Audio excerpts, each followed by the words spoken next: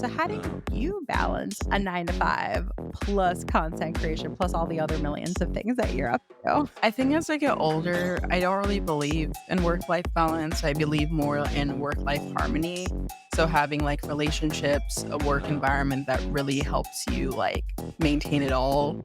But I think also the quote unquote balance comes from setting up systems. So I think really being intentional about outsourcing. And the last one that I think is often overlooked is being really intentional about the partners you keep, whether it's in a dating relationship or if you're married, having a romantic dating partner that's on the same page. One of the craziest things I did when dating, but it was actually quite helpful, is like I had a shared Google Calendar with my partner at the time. So it made it really easy to know when like I was going to be busy, when he was going to be busy.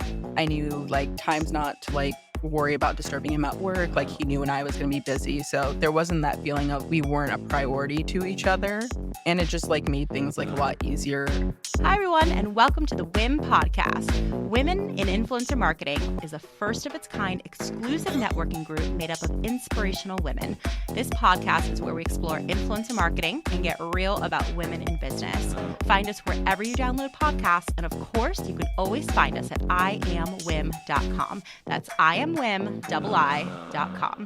Hey guys, welcome back to the WIM pod. I'm very excited to be here with you. My windows are open here to my left. You can't see it even if you're watching on YouTube, but I bring that up because I was like, should I close my window? I don't know if there's going to be like car sounds outside. I live in New York City. Oh, I hear a siren in the distance. Anyways, I decided against it because it's like actually beautiful weather right now. And I'm like, you know what? If you guys hear a siren, or if you guys more likely hear like birds chirping in the background, there are way worse things in this world that I could be concerned about. So open up your windows, you guys. I hope the weather is beautiful by you too. And like if it is, and like the sun is shining, whatever, I'm in a good mood, y'all. So I encourage you guys to just like, we sit at our desks all day, every day. And like, if there's like a little bit of a nice moment that you can have by opening a window or whatever it is, like take it, put on some music. I have a TV right here. Sometimes I just like sit and have some TV on in the background. Most often I'm just listening to podcasts. What do you guys listen to? Or like what do you have on in the background, if anything? Like, can you focus that way? Does it help you? Does it bother you? Is it a distraction? I'm super curious. This week we have a guest, you guys, on the show. Caitlyn Kumi is here with us. She is a gem. Her and I connected a few months ago, and like in our first conversation, I was like, A, want to get to know her much better, and B, I would love to have her on the podcast. So she took me up on it. I'm so excited for you guys to hear from her. And Caitlyn is a associate product marketing manager at Google. Hello, she works at Google, so cool. And the founder of a company called Miss EmpowHer, which is a women empowerment brand. She went to UNC Chapel Hill. That's where she founded her company, by the way.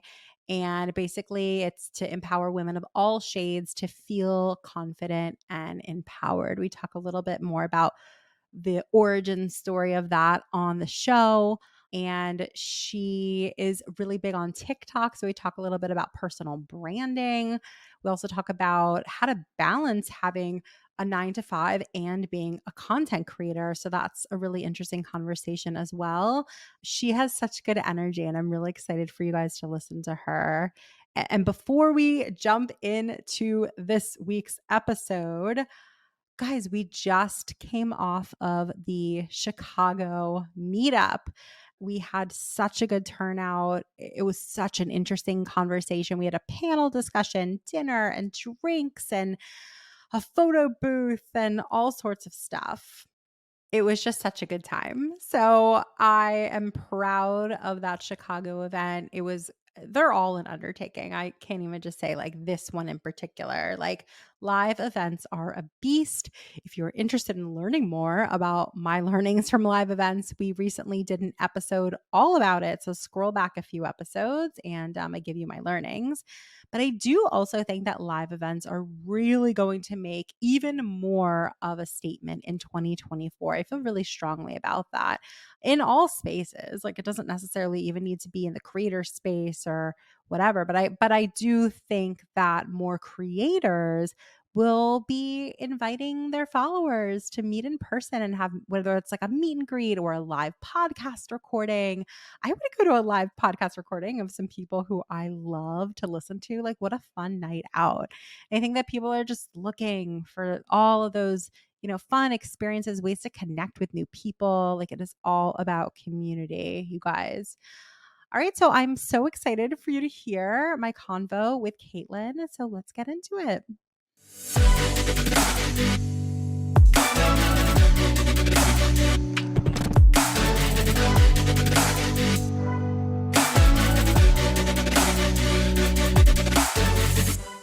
So, first and foremost, I just really appreciate you coming on. Like, I know we connected like a few months ago originally, and like I transparently just really enjoyed our conversation back then. And I was like, I would love to get you on the show at some point. So, thank you for being here today. I appreciate it. Thank you for having me.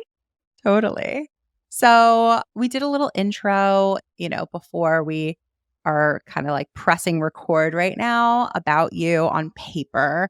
But I always think it's really better to sort of like just hear it in your own words. So I'd love for you to just share a little bit about like how you went from like UNC Chapel Hill to like founding Miss EmpowHer to Google and like everything in between. I would tell you that like from my perspective, I'm like so impressed by everything you've built. So tell us a little bit about your journey, how you ended up here, and also like what motivated you throughout the way. No, I love the piece on what motivated me. As you can tell from my background, I would definitely describe myself as multifaceted. I'm not like a one size fits all solution. I think when I was in college, I really struggled with like insecurity. Like I was someone who suffered from body insecurity. I struggled with self doubt a lot. And I think a lot of creators probably like their passion that drives them beyond the brand deals and beyond the exciting opportunities is having like a why and an audience that they're serving. And for me, like I'm really speaking to those young women who might be feeling insecure about their body, might be feeling lost, might be feeling like they don't have anyone to support them as they're transitioning to adulthood. So that was really my why behind, because I was that girl at UNC Chapel Hill, really struggling to figure out, how do I navigate these corporate settings? How do I build my network? How do I feel beautiful in my own skin? And I was a firstborn. I didn't have an older sister to talk to. So that was really the why behind my content. And then as I graduated from UNC Chapel Hill and entered the workforce, I became a consultant and I was doing really well there. I started to think that, I really can own my career. I don't have to do it the same way everyone else has. So when I started growing as a content creator, I started getting more media opportunities and growing my women empowerment brand, Miss EmpowHer. I realized that I wanted a company that would provide me a little bit more balance. I would find more comfort in people like me who work in corporate, but also are doing their own side hustles or have their own businesses, whether that be owning a business or being a content creator. I really wanted to be in that space. So I decided to pivot into marketing. Google has this really great program called the Associate Product Marketing Manager program, which really praises entrepreneurial spirits, innovators. So I just thought it would be a really good fit for me. And fortunately, I got in. And when I got to Google, I'm really big on like the community you keep. I'm fortunate enough to work with some of the most talented people in the world, people who are also creators. And a lot of them started encouraging me to create content. They were like, you have these amazing ideas, you have these amazing thoughts. You need to just sit down, you need to stop being scared and create content. And being the type A person I am, I gave myself 1 year to create content consistently. And I said, if I grow an audience, I grow a following, I'll continue doing that. And that's what I did. So, I mean, I wish I had like a cooler story, but it's just the people you meet along the way that I think really shape who you are, the things that you do. And that's definitely the case for me. I mean, I think it's an interesting story. Like I've said before on this podcast, I don't think I've mentioned this to you, but like I love, love, love working for myself. And I don't know that I would ever want to work for somebody else again, except for Google. I've said that before. I don't know, because even what you're describing now, I'm like, they have a program like that. And like you're saying, like, oh my God, the people that I'm surrounding myself with, like, they're so interesting. And I've heard really cool things. So I'm like super intrigued. And I think that it's also like, it's freaking awesome that you get that corporate, tech, like, one of the biggest companies in the world who also innovates though. But simultaneously, you're also making space to like build your own things outside of that. Like you are honestly living the dream. I'm not even exaggerating. Like you're living my dream, honestly. Like everyone's got a different dream, different, different things that sort of light them up. Like I think it's the coolest stuff that you are doing. So I hope you're like taking that in. I hope you're like embracing it because it sounds freaking awesome to me. And so like the company that you keep, it's interesting. I don't know, I'm a big believer in energy. And so I think that like I can definitely see what you're saying and sort of like tie that into my own life and just think like, yeah, like if I'm surrounded by good energy, like it's going to feel good. It's going to inspire me and make me more creative and all of the things. So if someone listening to the show is, really just struggling to find their people and surround themselves with the people that really do lift them up or inspire them. Is there any advice that you would give those people in terms of like how to find them? Yeah, I mean, there was actually this podcast by Jay Shetty I was listening to the other day, and I actually talked about it on my TikTok. It's called The Four C's of Relationship. And I think sometimes we put pressure on ourselves for people to have, every single aspect. The four C's: character, competence, consistency, and caring. Did I mess up the order again? Care, competency, character, and consistency. That's the one. We're going with that. But yes, that's like the framework that like I really think about with my relationships, like especially after listening to that podcast. So I think the caring friends are like people like your mom, they're checking on you, your well-being, like how's your mental health doing? I think the character friends really inspire you to be a better person. So those are like maybe the people you see posting those like inspirational posts, like inspiring you to like improve your relationship with God, treat people the way you want to be treated. Those are like my character friends. And then you have your consistent friends. So like no matter what, like they're going to pick up the phone. If you need them to go to, your influencer events with you, they're going to be the ones that you go with. And then the competency, those who are very like knowledgeable, like your thought leaders. So think people who are like in your like business meetings, people who you're doing like your career coaching with, like those types of friends. Sometimes you get like 2 to 3 qualities, or maybe you're really lucky and you have someone who has all four. But I always try to have a friend, not an acquaintance, a friend who has at least like one of these qualities. And that really helps me as I'm like selecting the company I keep. I think you can have a wide community, but I think you really are like the 4 or 5 people you surround yourself with the most. So, like, when we talked about energy, like, who are your, like, your friends you're spending the most time with? Like, are they really negative? When you talk about your ideas and things you wanna do they put you down? Do they tell you, like, "Oh, like, I don't think that's, like, possible," or, like, "Don't you think, like, you're a little full of yourself for, like, wanting to do that?" Like, maybe those aren't the friends you wanna keep too close. Like, obviously, feedback is good, but if you wanna be a content creator, if you wanna work in the influencer marketing industry, if you just wanna build something for yourself, you need to have the ability to dream big, and you don't want to spend much time and energy with people who encourage you to think small, because 1, it just takes so much courage to dream big, and you really need all the support, energy, and resources, and having people in your corner that might sow seeds of doubt or negative self-talk aren't really the best for like long-term productivity. So I think just practicing that spirit of discernment. I'm a really analytical person, so I use frameworks. But again, also friendship and community is about people that make you feel good. You don't have to necessarily use my framework. You can just think like, does this person make me feel? Do they inspire me to be better? Do I leave feeling full or do I leave feeling drained? I think it could be very helpful to think in the way that you do, especially in like the world that we're in, but certainly in the industry that we're in, because we're so oversaturated with people, whether it's like in a social media setting or an in person setting, like we're inundated. And I think that, look, there's only so many hours in a day.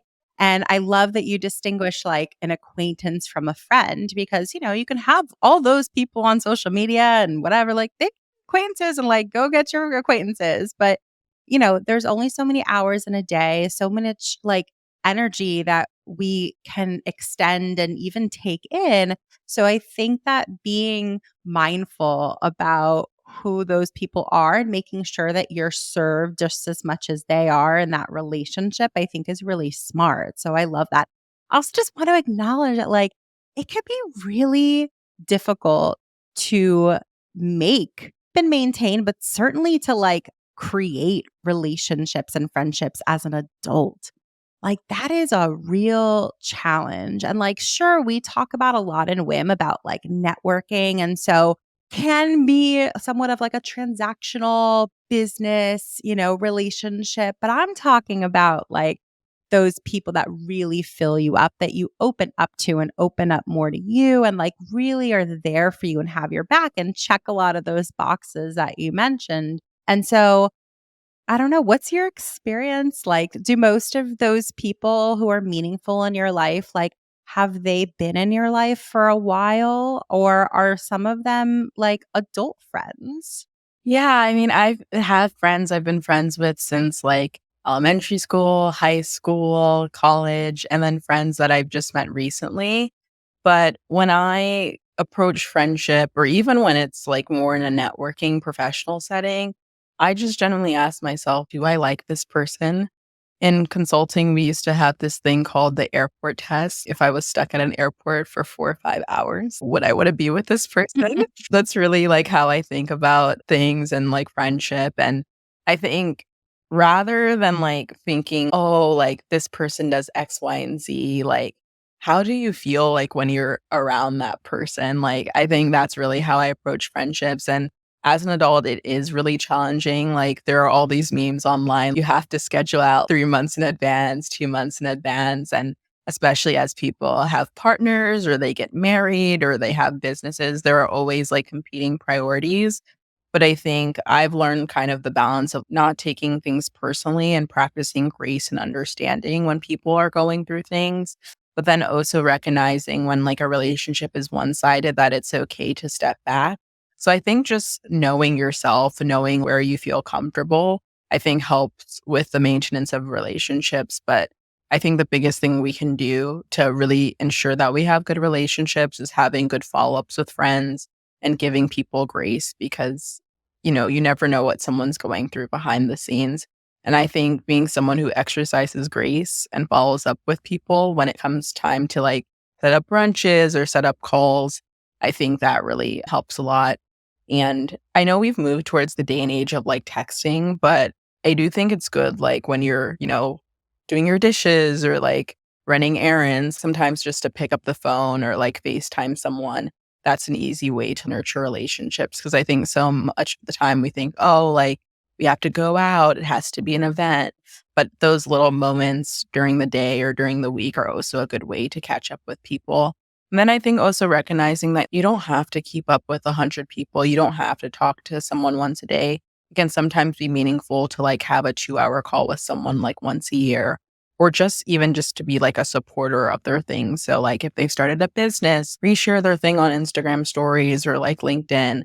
Like if they have an event and you don't have time to have a full call, just send them a message and saying like, I'm so proud of you. I hope your event went well. Those things mean a lot to people. And I feel like we live in a day and age where like everyone sometimes gets consumed with what they're doing, but forgets to like support their friends and like their community. And I think so much of relationships is supporting and being there for people to the best of your ability, even if it's just like a quick text or a quick repost. I think that often goes overlooked these days. 100,000%. It's such good advice. And I also feel like a lot of what you said avoids the traps of having relationships be, I don't know, I refer to it as like transactional or superficial. And it's just like those relationships don't provide you like the good feels. I don't know how better to describe it. But the things that you recommended, I feel like those are really good. I mean, guess like tests of the relationship to see what you get back, but also like sort of like ways to not fall into the traps of those sort of like transactional relationships. I also want to dig into the fact that you are a content creator. And I think a lot of, I don't know, part of what I take from what we've been chatting about is like energy and mindfulness and, relationships. And I am just very cognizant that like having a full time job at Google and being a content creator could take a toll on some things like mental health or like the ability to have all these wonderful, thriving relationships because you're just freaking busy. There's only so much space in your life that you can devote your mind to. So I'm curious, like, let's talk about balance. People have very polarizing opinions about balance, and it's interesting to hear. So, how do you balance a 9 to 5 plus content creation, plus all the other millions of things that you're up to? I mean, I think as I get older, I don't really believe in work-life balance. I believe more in work-life harmony. So having like relationships, a work environment that really helps you like maintain it all. That's kind of how I approach it because I feel like there are some weeks where work is getting 100% and then there's some weeks where it's getting like 80%. I just don't think you can give 100% to work at all times. Like that is the path to burnout. Like you need to know when to accelerate your career, when to slow things down. So when it comes to like projects, like the big wins, like I'm really intentional about doubling down during those times. Same with content. There are times when I'm just nurturing my community. There are times when I'm really pumping out content for growth. So I think really just being intentional. But I think also the quote unquote balance comes from setting up systems. So one of the things that I started doing, like as I got more brand deals, is I bring in my favorite lady, Miss Sonia. She's my house cleaner. She has a lovely company called Sonia's Made to Clean. Shout out to her if you're in New York. So she'll come like every 2 weeks or every month, depending on how many brand deals I have, just to help me maintain my home in order. I do try my best to like cook, but when things get really busy with brand deals, I will bring in a caterer or hire someone to cook meals for me just because I need to eat. I need to be well. I now have like a personal assistant to help me handle some of my emails and things like that. With my woman empowerment brand, I have a whole intern team that manages my website, my social media. So, really, really big on outsourcing. I think sometimes as women, we want to be superwoman. I tell my mom all the time, she's the last superwoman. She's the last one. Like, I'm not going to be it. So I think really being intentional about outsourcing, I think with friendships, like communicating, like, I'm not okay this week. Things will be really busy, letting people know that like you still care about being there, but know that, maybe when I was in college, I could have like 4-hour FaceTimes like every single day. But now it might be like once a week, we might have an hour chat or 30-minute chat and setting realistic expectations, not promising things when you know you won't be able to deliver. I think over communicating is a big, big one as well. And then I'm a big fan of using my Google Calendar to like time block and organize my schedule. So before work, I wake up to set up time for like content, management, things like that. And then in the evening, have like my unwind time. Therapy is also a big one, life coaching, just to make sure my mental health is well. And the last one that I think is often overlooked, and I think you do a really good job of being transparent about this and sharing on your LinkedIn, is being really intentional about the partners you keep, whether it's in a dating relationship or if you're married. I think this is something that's so, so important. Like, I think whoever you select to be in close romantic partnership with is going to really shape the trajectory of your career. It's very different if you're in a casual thing. I just don't think you have those same standards of someone that you plan to have a long-term committed relationship with. But I think if you're someone like myself who you want to pursue content creation, you want to have a 9 to 5, I think having a partner, having a romantic dating partner that's on the same page and is very understanding where they know that, okay, like we want to plan like date nights and different things like that. Like this is going to be like your busy time. I think one of the craziest things I did when dating, but it was actually quite helpful, is like I had a shared Google Calendar with my partner at the time. So it made it really easy to know when like I was going to be busy, when he was going to be busy. I knew like times not to like worry about disturbing him at work. Like he knew when I was going to be busy. So there wasn't that feeling of like we weren't a priority to each other.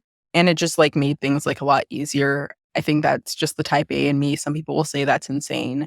But it definitely like made things a lot easier and a lot less stress-free for myself and allowed me to feel like I could put in energy into that relationship and not feel like, "Wow, I'm not, like, being a good partner, I'm not being present." So, those are my All right, so I have to tell you guys a little bit about a company that I absolutely love. It's called Oversubscribe. So their co-founder Peter was actually recently on this podcast, so go check out that episode from June 20th. But basically, Oversubscribe is a place where fans can fund their favorite creators and earn back on that investment. So if you're a creator or their management, you should totally check them out. The million-dollar question these days is always around growth, how to grow, how to scale. And if you're a creator who wants to expand your business, but you simply don't have the capital to do it, let your fans fund it, the people who are already invested in you. Once the creator successfully grows their business from this investment and earns more based on that funding, the investor, the fans, earn from it too. There are lots of fans out there who would love to invest in their favorite creators, but they simply didn't know that they could. So, subscribers now have a real stake in the success in a creator's business thanks to Oversubscribe. They can help them grow financially, which will then in turn make the content better, the quality of the content better, which will accelerate your growth as a creator just because you got some funding from the people who have already supported you for years. I think it's a really innovative idea. I love it. I want you guys to check out oversubscribe.co and just mention WIM. That's oversubscribe.co and tell them Jessy from WIN sent you. Hey, you. Thanks for listening to this episode. This show is sponsored by Women in Influencer Marketing, the best online community for the creator economy. You'll meet fellow influencer marketers, brands, and talent managers to talk shop, get hired, and even find a mentor. When you join, don't forget to check out all of our incredible resources. We also have dozens of masterclasses from the top voices at TikTok, YouTube, award winning agencies, and women who are paving the way for us all. If you want a chance to network with a who's who in influencer marketing, just check out what it takes to join the membership collective. Visit iamwim.com/join today. That's iamwim.com/join. And I'll see you around the community. I love that. I'm sitting here like taking notes. So those are really good. And to your last point, yeah, like I don't think enough women in particular talk about that, like what it is to, we talk a lot about like alignment with our businesses, alignment with our colleagues and stuff. But like, I don't know, maybe to some people it just feels too personal to talk about like what their home life is like. And like, those are your two biggest chunks of time, which is your work and, your home life, and how much better your business life and just like personal life would be if you had someone who not just supports you. I feel like that's like the, lowest barrier to entry. But to have someone who like understands and respects and it's all mutual, in all directions. I mean, we're talking about friendships before, like, unless you're in a polyamorous relationship, which like cool, good for you if you are, but like, I would say at this point, like most people that I know are in monogamous relationships. You've got one partner, they take up the majority of your time. And like just how much better everything is when you're in alignment with them. I love that. I think it's a really interesting thing to think about. And I also appreciate you saying, it's not necessarily about balance when it comes to like all the things. And I think that's just like a very grounded way and like realistic way to think about it all. And so speaking of, content creation, I really admire what you've built, because your personal brand is, a little personal. I was watching your TikToks the other day about like getting your braids done. And I mean, I don't know, I just love hair content. So like that's part of what I was like, oh, this is great. This looks so cool. And just like seeing you go around New York and your experience with that. But of course it's like working at a big tech company and what it is to also like do all these things that you're doing, but it's a personal brand, and you have like lots of things to to talk about and to promote, but it seems like it's pretty balanced or harmonious between a little bit of personal, a little bit of business. Do you have a particular like approach that you take to your own social media? Do you just like sort of talk about things as they come up and as you feel them, or like how do you approach it all? Yeah, I mean, everyone has different pillars. I have like experts who have told me that I do need to niche down a bit. So I do have main pillars that I focus on. So money, career, and then lifestyle. I do really take liberty with that lifestyle pillar. That's why you see a lot of different categories. But my real approach is really having like a persona that I'm speaking to. So I'm speaking to that woman who's in college or a recent grad trying to figure out, how do I grow my career, but how do I still have a life? I was a part of that girl boss era where I was seeing, women grind till like 12 a.m. at night and then having to wake up early and go to the gym and drink their green juice and then also go to all these business events. But I wasn't seeing like women like go to parties sometime and still be building their businesses and brands or, trying their best to go to the gym or like talking about the realities of, like, dating while being, like, an ambitious woman. I just wasn't seeing, like, that blend, and I knew there were women out there who were, like, really multifaceted, like, I'm someone who really enjoys trap music, but I work at a big tech company, and I love reading about, like, personal finance news.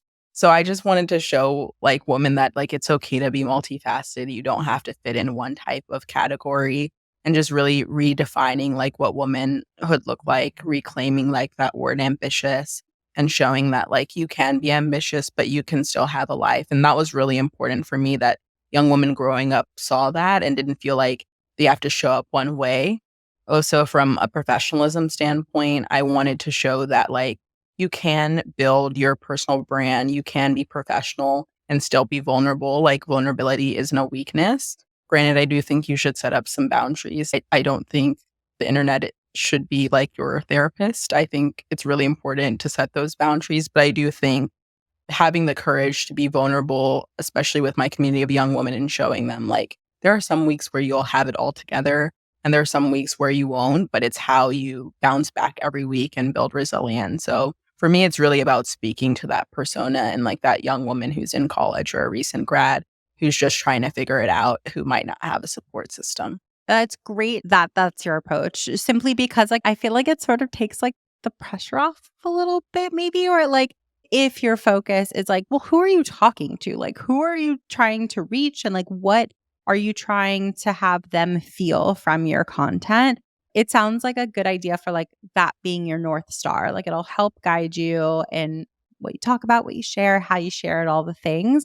I just feel like a lot of people are like very much in their head. Like you even said, you're like, I've spoken to some experts who would advise me to do it differently. And I'm like, yeah, I'm like, what makes them experts? Like real talk, like everybody's audience is different. And so like what might work for that person, like, yeah, they're an expert for that type of audience, perhaps, but like everyone's audience is just so different. We talk about this all the time. Like our social account, like our Instagram in particular, like everyone, this is like a technical thing, but like everybody is always like, oh my gosh, you got to post more reels. Like it's all about reels. We post reels, they never perform. But if we post carousels, they outperform reels every single time. I don't know. Okay. So, like, why am I going to go against that? Like, it's like embraced and what your audience likes, learn more about them. Also, I think it's interesting too. Like, so if your demo are like, women just graduating college and stuff like that, like, I wonder in like 5 years, like, hopefully it'll be the same audience, but then they're in a different season of their life. Like, have you thought about that into the future? Like, will your content change and evolve for them, or would it change and evolve just because you are human and your life is going to change? Yeah, I think that's kind of where like your overarching like pillars are. So like with me, my audience actually, especially on TikTok, has gotten even a little older, especially as I talk around like personal finance. So I'm now having more millennial women come in. I feel like I have topics like personal finance and career that are universal, where women, whether they're early career, whether they're later in their career, that the content really translates. But then there's that lifestyle pillar where it might maybe cater more towards like a younger audience for certain topics and not might not resonate with an older audience. So I think when you approach like your content, you have like what we call marketing, like your cash cows, like things that will always get you like virality, but then you have certain piece of content that are speaking to certain audiences and nurturing them. And that's like the beauty of like building like a platform. You can have strategies where you're like, okay, the things that 70%, 60% of my audience comes to me for, I always need to make sure that I post videos at least once a week, once a month, whatever your cadence is. But then there's a really niche audience that might be looking to you for particular videos.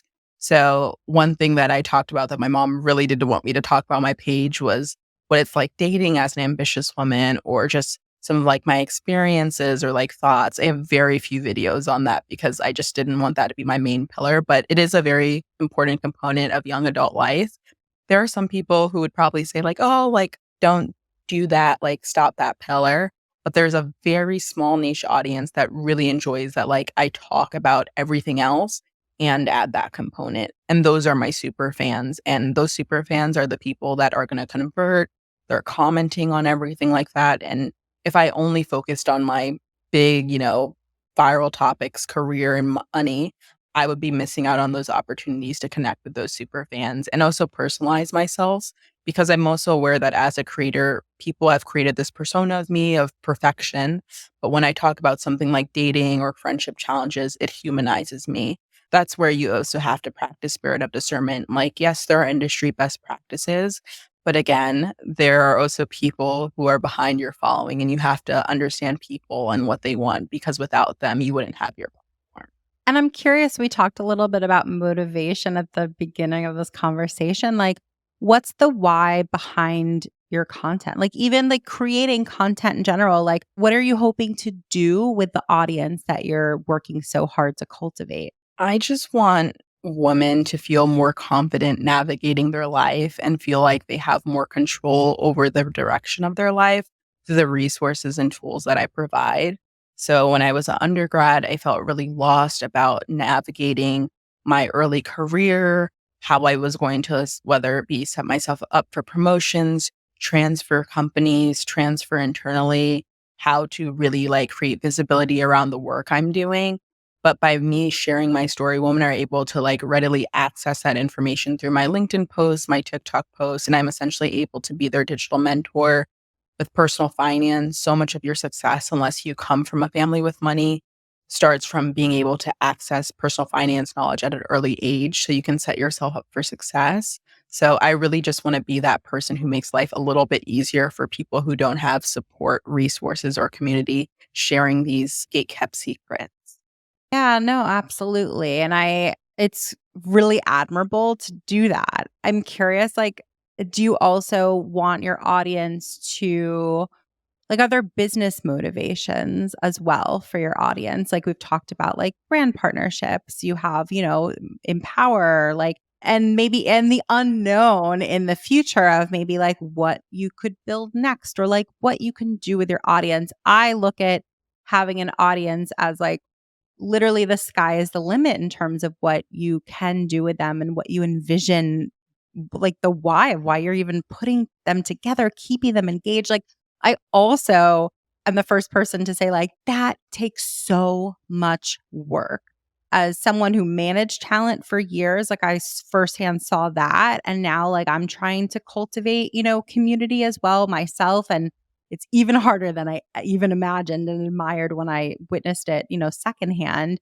Are there like what business motivations, if any, like do you have also with your audience? Yes, I think with having like content is like great. Being a creator is great. Being an influencer is great, but you don't own your audience. So with Miss EmpowHer, like it gives me the opportunity to own my audience once they convert to our email list and they really join our community. And then also one of the things that I've noticed through content is you essentially get feedback from your audience if it's the same. In my case, it's the same target demographic. So I'm able to learn that my audience is really looking for me to start doing more in-person events and speaking engagements.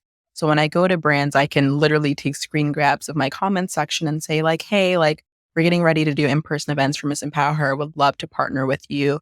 I have an audience that's readily available. And That's actually one of the things that I'm planning as we close out the year of 2023 and early 2024, looking for more brand partners to be able to partner with on events.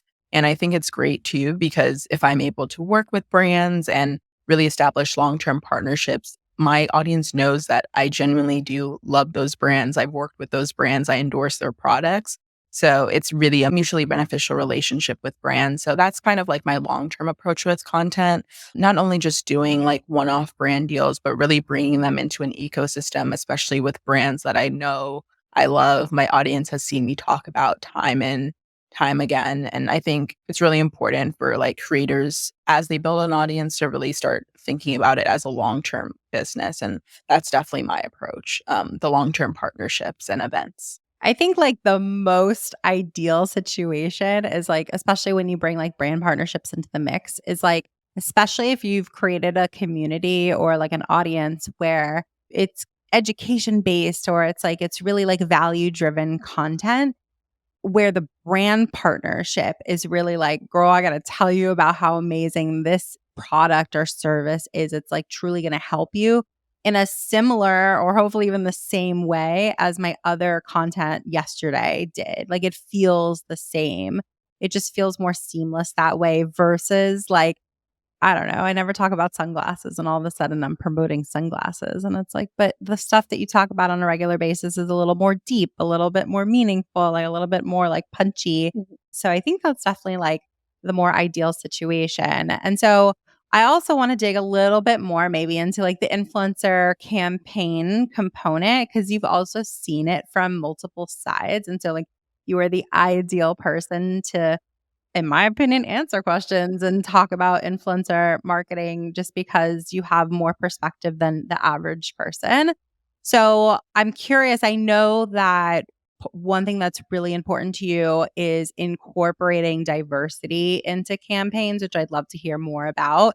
But I also want to be like as specific as possible, which is like who is doing a great job at that. So, like being inclusive, incorporating diversity. Who are you looking at and being like, they are nailing it? They're doing such a good job. Who are you impressed with? I should probably do a top 3, but it's gotta be a top 4. I've gotta say SoFi, which is a brand I've worked with a lot, Rare Beauty, Fenty Beauty. I think I'm going to 5 now, Savage X Fenty, and then I'm gonna say Dove. I think those 5 brands are really killing it when it comes to diversity and inclusion in their influencer marketing campaigns. I would really give it to Dove on diversifying their platforms as well. Dove is one of the first brands that I really see like pump out really good content on LinkedIn. They just did a hair campaign around hair discrimination and they worked with a lot of Black women in corporate. And I thought that was a beautiful campaign online. I saw it on Instagram and TikTok as well. And women were so vulnerable about like their journeys and like their stories. And I think for a lot of women coming up, being able to see those stories as they're interviewing for their first internships and their first jobs, it's really, really comforting. And then for those who don't identify as Black, it allows them to understand the experiences and challenges and stressors that some of their Black employees might have as they prepare for interviews or big events. I know I've definitely had to take off work or like stressed before internships and jobs because I was worried about what my hair would look like. And if someone doesn't understand your like unique experience, it can be hard for them to give you like grace in certain scenarios. So thought that campaign was really beautiful. I think Selena Gomez does a great job with Rare Beauty, talking about mental health, working with diverse influencers of all ages, genders, races. And I love too that as a founder, she approaches it with personalization. She did a campaign on TikTok where, her favorite influencers were like meeting them in person. You always see Rare Beauty in the comments replying to people who do videos talking about their products. Fenty Beauty did a campaign where they encouraged people who wanted to be a part of like their ambassador program or be a part of their PR list and work on campaigns with them to like share their Fenty story. And I think that was a great way of like authentic storytelling. I wish more brands would do campaigns like that. Savage X Fenty has literally paved the way when it comes to women feeling confident in lingerie. I know so many women, especially those of like curvier body types, which is actually the majority of people in the United States, who were able to find a bra that allowed them to feel more confident and really feel like comfortable. And I think that's just such a unique personal experience. But yeah, I think those are a couple of brands that come to mind that really do a good job of diversity and inclusion. And a lot of it, I wouldn't say is necessarily the brand's fault. It's more so the systems in place. So when you look at your influencer marketing team, is the influencer marketing team diverse? I've literally had some campaigns that have come to me just because the influencer marketing manager saw me on their For You page, but it might just because I might be diversified in certain content pillars. Algorithms are often biased. So, like, how can you work with more diverse agencies to select the talent? How can you source and learn specific hashtags and certain niches that will allow you to identify top talent? I think there are different ways we can combat the problems in the industry, but I think there needs to first be that awareness. Also, internally, I know people have worked at other companies where you might present talent, diverse talent, and leadership might say that they might not be a fit.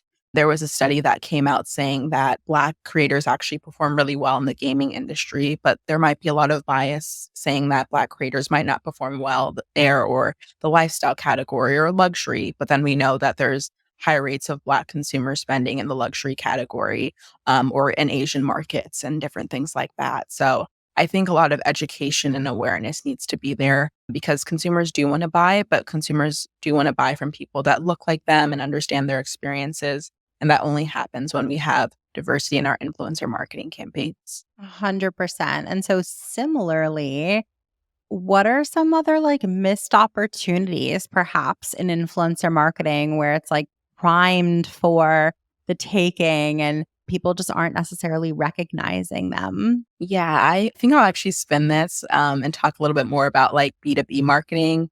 I love that Wim actually did a post on this. I forget what day it was, but if you follow him on Instagram, definitely check out this post. But LinkedIn just announced that they're going to be doing paid partnerships. They're actually going to have a label.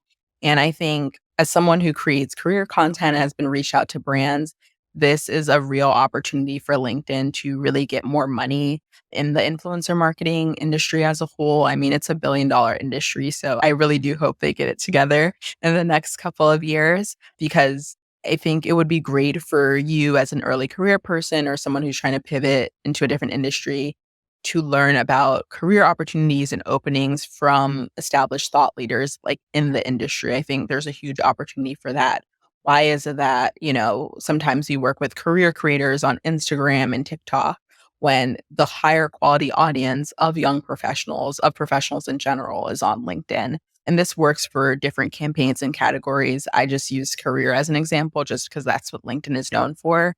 So I'm really hoping that their product teams, their marketing teams really work on improving this in the future because B2B marketing campaigns can really thrive on LinkedIn if the infrastructure is on place. So that's something that I think is a real missed opportunity.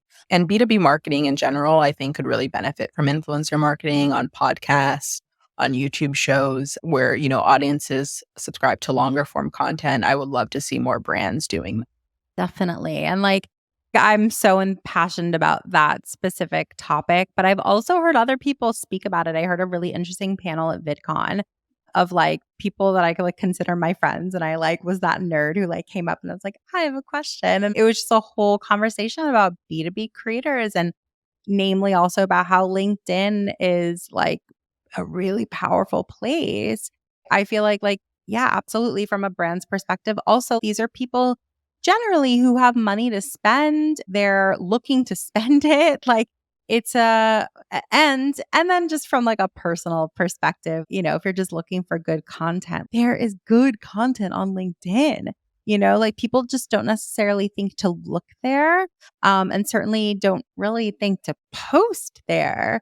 If like take what Caitlyn is saying and like definitely check it out because I can vouch. I love it. And yes, they just recently, like last week, added a paid partnership, like a little button, and it's very conspicuous where it's like when it's displayed, which is kind of an interesting choice, but nonetheless, they added that, which I think also just fundamentally indicates where LinkedIn is thinking that they're going and where their platform, what they're seeing from their people on their platform. They launched a podcast network for creators about a year and a half ago, probably a couple years maybe at this point. They have a whole creator program. Yeah, it's a whole thing. And like the thing is that, you know, so many different types of brands could activate on there. Like it doesn't need to be always so like on the nose, like I don't know, like Google, like workspace, like or Slack or something. Like it doesn't always have to be work related services. Like those people also need to buy Dove like products, So what an interesting like spot it is. And it's exciting because it's thinking outside the box. It would certainly be thinking outside the box if a Dove were to utilize LinkedIn influencers. And I would be super intrigued to see what that could look like personally. We talked a little bit about the brands that you're impressed with. Are there any women that you follow, whether it's on LinkedIn or TikTok or, you're in all the places that you think our audience should be following and why? Yeah, I mean, one of my favorite creators, honestly, since I was like 15, has been Jackie Ina. I think she does a phenomenal job transitioning the platforms. I mean, she was one of those people who wasn't like, I built, a million followers on Instagram. I'm staying here. She quickly moved to TikTok, built a following there. She started out establishing herself as a beauty creator. She was known for that, encouraging diversity in the industry. But then she recently transitioned into the lifestyle pillar. Definitely Jackie Ina, but I would say like the comparison, not that there is one, would be like she's now the Black like Martha Stewart for millennials and Gen Z. And I think that's so beautiful to be able to do that, to introduce like a new audience. And then not only that, she's able to now work with a wide array of brand partners because before she was just beauty, but now expanding to lifestyle, she can work with fragrance brands. She can work with home decor brands. She can work with luxury car brands. And I think that is something that's really, really inspiring to see that you can do something for 10 years and you can position yourself and put yourself in a new industry and you can attract a new audience and retain your old audience. Additionally, from a creator standpoint, and even if you were a talent manager, I think she's another great example to show like how you can leverage your influence. So she has her own candle brand called Forever Mood, and she really does promote that. She integrates that into her content. And she's now built that on her own, and I think that's really beautiful that, she has this influencer platform, but even if for some reason all of that were to go away, she has her candle brand. And because she's been doing content for so long, she's worked with brands like Sephora. I'm sure that definitely played a part in making it a little easier to integrate into Sephora. So I would say whether you're a talent manager and you're thinking, how do I, create more opportunity for my talent? Like, how are you going to get them doing speaking opportunities, maybe a podcast contract, maybe a book deal? I always have the saying, like, think bigger. And I think Jackie Ina is just a great blueprint of like how to do that and position yourself. I believe right now she's signed to DBA, and I think they're a great talent agency that does a really great job of making and shaping their influencers to more than just traditional brand deals and really thinking outside of the box. I also like Kokomoko. She's on TikTok. She does a bunch of different takes on trends that are going on in the influencer marketing industry, things she thinks that YouTube, Spotify, and like other platforms should be adopting to retain Gen Z audiences. A big one too as well is Girl Boss Town. I think she was recognized as a Forbes 30 under 30 scholar. And then Takira J, they both kind of do something similar. Takira J is more so focused on women of color who are in the influencer marketing industry. And I love the brand activations ideas that they do and PR moves that they do. And I think if you're an influencer or you're a talent manager working at an agency, it's really important to follow people like that. So as you're pitching your talent, you have fresh new ideas to bring to the table. And I feel like it just keeps you on top of your toes. So those are definitely some of my favorites. It's all about like new ideas, keeping up with it, like keeping it fresh, like thinking expansively. Like that's everything. That is everything. I'm curious and I'm so sad that we're running out of time. I feel like I could ask you a million questions and be sitting here like, oh, I want to hear what you have to say about it. But if you were to give your younger self some career advice, knowing what you know now, what would you tell younger Caitlyn? I would tell myself your network is your net worth. And I know it's probably like the most basic saying, but I think it's true. I think we can do amazing work, but if we don't have champions, we don't have advocates or what we call sponsors, it's really hard to push through. So if you're an influencer, you can have the most amazing talent and you can be putting out amazing content. But if you don't have people in your network that are going to put you onto campaigns, introduce you to people, put you in spaces that you've never imagined, it's going to really be hard to really unlock your full potential. Whether it's career, the same thing applies. There are so many people who do amazing work, but they don't have managers that are supporting them or advocating them. They're not being put on high priority projects. So it's making it harder for them to advance. And that's making it challenging for them to continue to get the promotions or to get the opportunities that are going to be able to expand their network. Obviously, the baseline is always doing good work, but I would say really make sure that you're nurturing a community that's going to make sure that your name is mentioned in rooms that like you're not a part of, because that's, I think, how people unlock the opportunities. There always has to be someone to say yes to you, to believe in you. And if you don't have enough people in your community that are doing that for you, no matter how much work you're doing, how amazing you are, it's going to be really hard to break through. I mean, that is such sound advice. And like real talk, some people feel weird about that, like some people feel uncomfortable with having other people promote them or promoting themselves and things like that. But like, what is the point of doing all of this great work if it's going to exist in a vacuum? Like, if you're doing something that you're proud of, other people need to know about it, and to have like a group of supportive, like men, women, just your people who you each like pump each other up and promote each other and stuff like that. It's just, imagine how much better it all can be if you set yourself up like that. So freaking awesome advice. I have a feeling that people are like, wait, she's all over TikTok. She's all over all these platforms. Like, I want to see Caitlyn's content. So we're going to link below, of course, all of your platforms. So where are the best places for our audience to get in touch and find you? Yeah, the best place to find me is definitely TikTok, LinkedIn. I'm definitely trying to be better on Instagram and YouTube, so definitely follow me there. But I probably post the most on TikTok and LinkedIn. If you're more like career oriented, you'll probably want to see me on LinkedIn.